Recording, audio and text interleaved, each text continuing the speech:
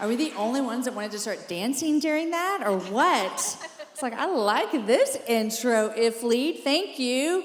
You guys, we're going to have a phenomenal panel discussion up here with some of my friends and your friends that you know. And if you would just introduce yourself very quickly and tell them your name and where you live and what you do. Oh, you don't have a mic. She needs a mic. Oh, you get to keep your mic. That's what they told me. Wonderful host. My name is Vivian Mabuni. I am a speaker and author and brand new podcast host, and I live in Southern California, Mission Viejo. My name is Cheryl Luke. I live in Austin, Texas. I work at a church there and lead women and a few other areas. And I am Latasha Morrison, and I live in Atlanta, Georgia.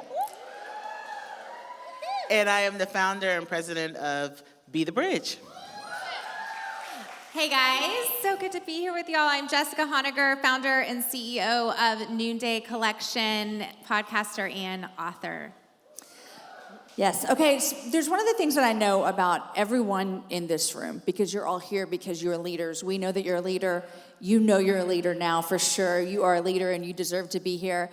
But something happens sometimes when we're constantly doing. We're giving, we're doing, people are following us, we're making decisions, and there's joy in that. There's joy in doing that in our ministries, in our workplace, in our families. But there can be a tension sometimes that we have to figure out how to walk. And that tension is, where's my identity found? And is my identity found in what I'm leading, who I'm leading, me as a leader? Fill in the blank, we could find our identity in other things. And so we're gonna have a conversation up here about what it looks like and what those challenges are, and maybe how we failed at it, and maybe how we succeeded about it, about how and then why it is so important that we find our identity not in who we are or what we do, but in who Jesus is. So, y'all ready for that? Let's go. We're gonna start with you, Jessica, and I would love to hear maybe even what are some clues that maybe you're finding your identity in your position or your leadership versus in who God says you are? Such a great question. So, guys, I was president of my student council in high school. Any other presidents out there? Yes, I figured. So I've been at this leadership thing for a very long time, and I've been at the Jesus thing for a really long time. And I would take Jesus over worldly gain any day of the week. And as long as I've been a leader and leading Noonday for the past 10 years, this year has really been a year where God has shown me, you know what, Jess, you have found your identity in some of these other places. And so what I've come to learn is, how do you respond emotionally when you don't get what you wanted?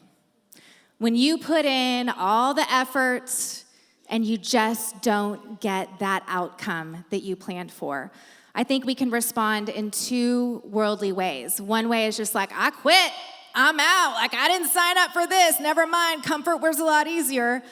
Or we can just white knuckle our way and hustle and say, I'm just gonna keep controlling until we burn out. But God invites us into saying, you are my shepherd, and because of that, I shall not be in want. And so I would offer to all of us as leaders today, as hard as it can feel to be pruned, when we're in that pruning season, it's because God is jealous for our hearts. And so ask yourself, how do you respond when things don't go as you wanted them to? And that'll be a clue to where you might have been putting your identity. I like that you had the third way. There's like, we're either going to quit and give up, or we're going to white knuckle and say, I can do this. I can make all things happen through me. But then the third way was like, I'm just going to surrender and know that, God, you have this. Cheryl, what does that look like for you with surrendering when maybe you feel overworked, or you have been finding your identity in places that you never were intended to find it to? What does surrender look like for you? It's difficult for me because I like to be in control, and I call myself sort of a reluctant leader. I know that I'm supposed to lead, but I don't always lead. I don't always jump in, and then when I'm in, I'm in. None of us struggle with that, Cheryl, so you're good. When I'm in, I'm all the way in, and then when I'm in, I find myself wanting to do everything my way, on my timetable. I want the people that I want on my team. And then when I find myself all the way in on my own, the Holy Spirit sort of knocks on the door and says, girl, you're messing this up. I just need you to take a few steps back. And then when he does that, he's so gracious because he could completely knock us off our horse. But he is so gracious in that he comes alongside of us and he says, enough is enough. Let me do this because you've already jacked it up. I'll fix it for you. I'll fix it for you and I'll set you right back on course. And so allowing the Lord to come in and make right what I've either made wrong or make what I've tried to control has been what I've been working on probably for the last 2 or 3 years, and it proves to it's worked for my favor because I'm allowing him to do it. Do you think that you will arrive at this, or you'll constantly be doing this until you go home to see Jesus? I think I will continue to work on it until I see Jesus because I still like to be in control. Yeah. I think that's an encouragement to us because I think there can be this lie, and I'm going to ask you, Tasha, about some more lies, but there can be this lie that as a leader, we need to have ourselves together. Like, I need to have this figured out. If I've been in ministry for 10, 15, 20 years, I'm still struggling with the same things, I must not be a good leader. And that's a lie that we are going to continue to work on it. We're going to continue to work out our faith. Tasha, what are some more lies that maybe you have bought in or that you have seen other leaders around you? What are some lies that we can start to believe about leadership that then we take them on as our truth? Yeah, I think one of the things for me is knowing that I'm a leader regardless of the position that I'm in. A lot of times how we lead, we tie our leadership to what we're doing versus who we are in that sense. And so whether I'm the leading Be the Bridge, I'm still Tasha the leader outside of Be the Bridge, outside of all the things that I do. And the other thing that I think that is really important for us to remember is like we have a lot of head knowledge about leadership, but when we actually, the practicality of actually walking it out in times of difficulty, sometimes we go back to the things that we don't know in that sense. And so we have to make sure that we're actually allowing the head knowledge of leadership to connect to the heart knowledge. So the action behind it. Who are you when things get difficult? How are you leading the people around you? What would the other leaders say about you? So I think some of the things that we can make mistakes and believe those lies, that it's all about the head knowledge and that outside of what you do, that's the only leadership that you have. So those are some of the things that I think we have to be mindful of. I love that.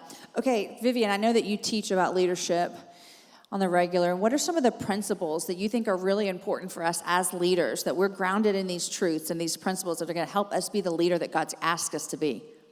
Well, there are several things I think of. One is that God never wastes any season. So I think of those of you that are young moms and you're up at night feeding little babies, God does not waste that season.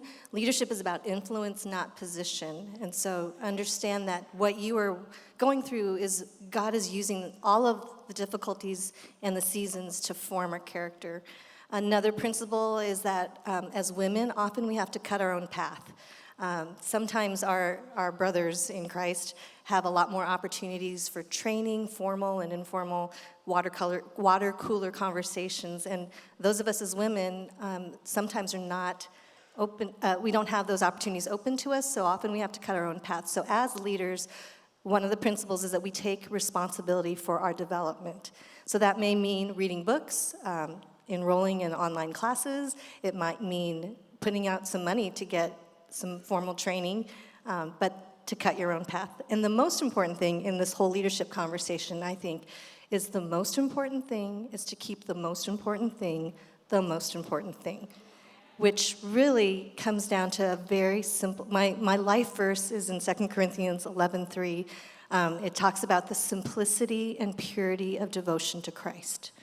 And that really clarifies everything in the end. So to have hands that are open for the Lord to put into our lives or to take out of our lives, and to have that surrendered posture, that changes everything. We have to, on the regular, be re-upping in the Lordship of Christ.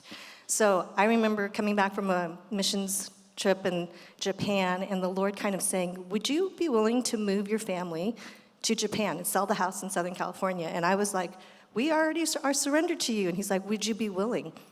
And so I had to wrestle with the Lord and again remember that the house was his, the kids were his, my life was his, the ministry is his. And I didn't realize this until this past summer, but my final yes to him did not end up being us moving to Japan to do ministry. It ended up being diagnosed with breast cancer 3 days before Christmas, several months later. But the Lord was already moving ahead, aligning our hearts. So as leaders, if we live in a posture of dependence and surrender and yieldedness, then he's able to allow his Spirit to direct our steps. That's really good, and I think that we can, as leaders, sometimes forget that we're not in control of things, that the whole world, ministry department, organization that you're running, even your household, it does not actually depend on you doing more and doing better. Those are all great things that we can do, but at the end of the day, we have to remember that the most important thing is the most important thing, and you said that so very well. So I want to kind of throw this out to you guys. Vivian just told a story about how she felt God was asking her to kind of lay it down, and what are you going to do, where are you going to follow me? As leaders, we'll start, I always tell my kids, you want the good news or the bad news first? I always pick the bad news, like let's end on a good note, right? So tell us this, how would you say you could look back and see a way that maybe you failed in leadership, and then follow that up with, what'd you learn? What did God teach you? How did that happen? So who wants to go first? Well, about a year ago, for the first time, I hired an executive coach, and part of that process was to do my first ever 360 feedback, which means that this coach went and interviewed 6 different people in my life, people that work for me, my husband, people in our ambassador community, and what she talked to them about was, how does Jessica show up for you? And then she delivered that feedback to me. And I remember going to receive that feedback that day, and I was scared to death. I was so afraid to receive feedback. And part of the feedback she gave me was that people said I didn't like to get feedback.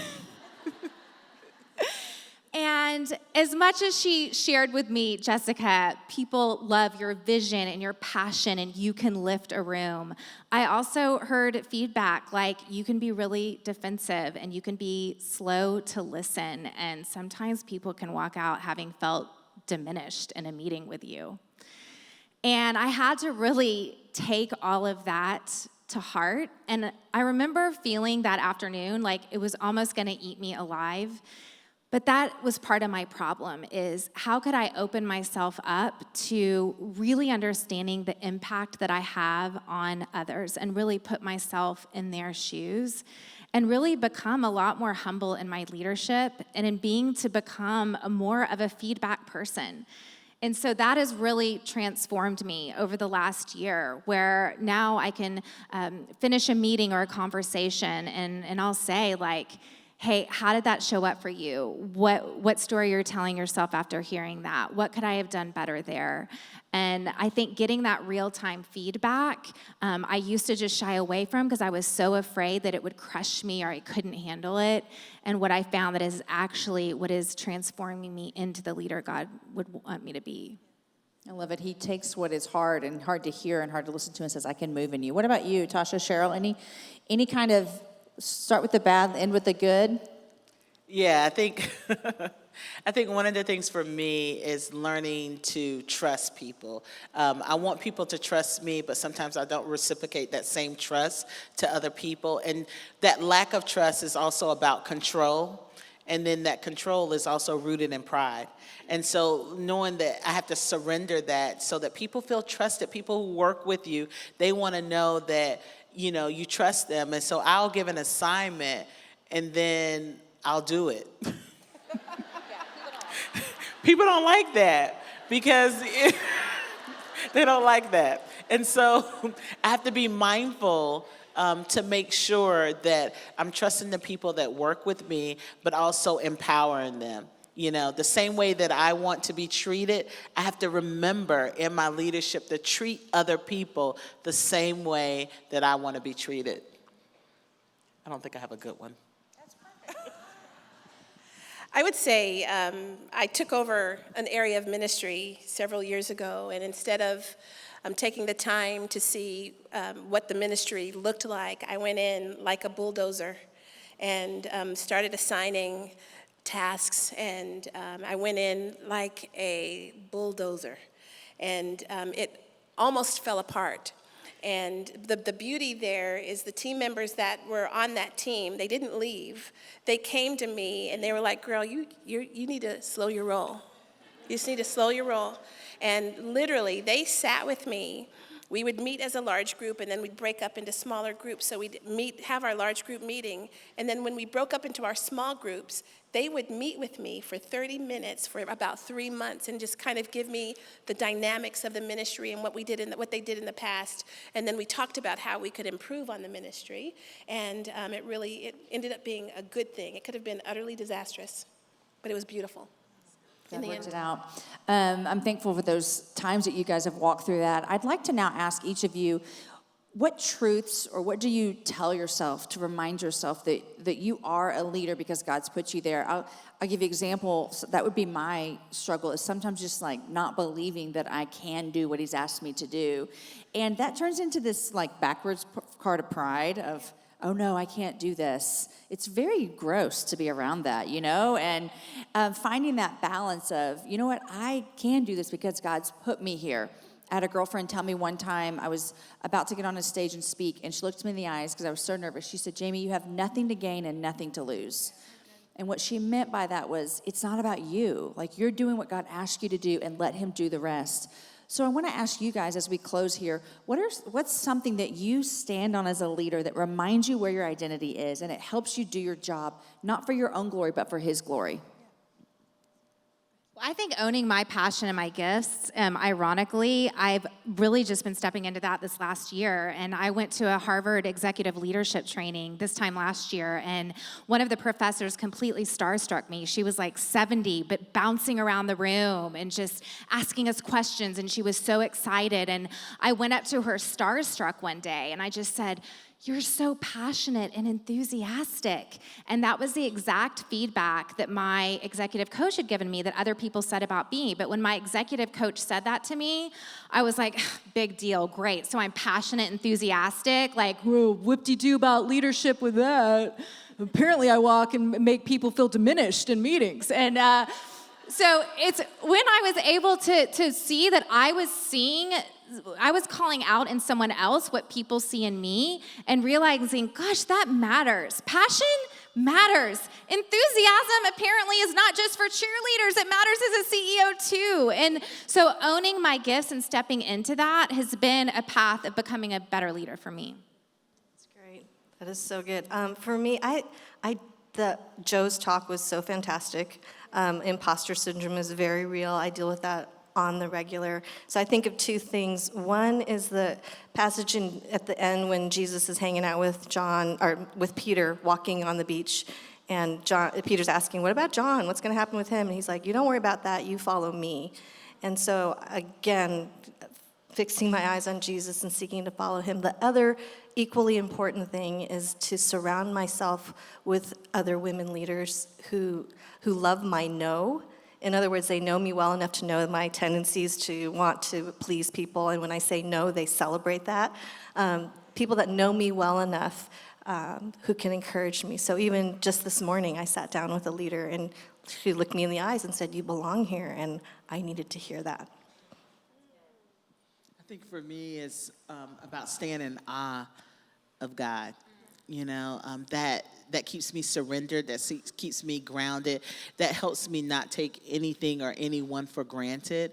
I always think, God, thank you for allowing me to come alongside you in the work that you're already doing. It's not about what I'm bringing to the table, but it's what God is allowing me to, the seat that he's allowing me to have at the table. And so that keeps me really grounded. And then also making sure that the experience with me is more of transformational leadership rather than transactional leadership. And so I think those are some key things, some key elements for me. And for me, it has everything to do with legacy. Remembering that there have been people who have gone before me, and I have a responsibility to move forward so that the people that are coming after me can move on. And then next is I have to do this. I have to remember that I really don't have a choice. I can choose to sit down, but I don't have a choice. And it's not about me. This is kingdom work. For me, it's kingdom work. And people, there are lives on the other side of maybe my words or the experience that somebody has with me. There's a life on the other side of that who may or may not be changed. And that's what keeps me going. Thank you guys so much. Can you give them a round of applause and thank them for sharing? Guys, I'm going to pray for us real quick and pray for you as leaders before we go into a time of worship. God, thank you so much for every single woman in this room, because it is not by accident that she's here. You have given her gifts and talents that are specific for her life and for her journey, for the places you have placed her, for the people you've surrounded around her. And God, my prayer for her is that she would trust you in those giftings, trust you in the places that you have put her in, that she would walk out in them. That she would not get a sense of overwhelming or even underwhelming, God, but she would feel completely equipped because of you. God, I pray for rest. I pray for healing over women in this room. God, I pray that as these women go out and do the mighty things that you have set before them, God, that you will keep us humble and that you will keep our eyes fixed on you. That we will know that the places you have put us are not about us, but they're about you. God, we thank you for Jesus, that he is our example. We pray all this in his name. Amen.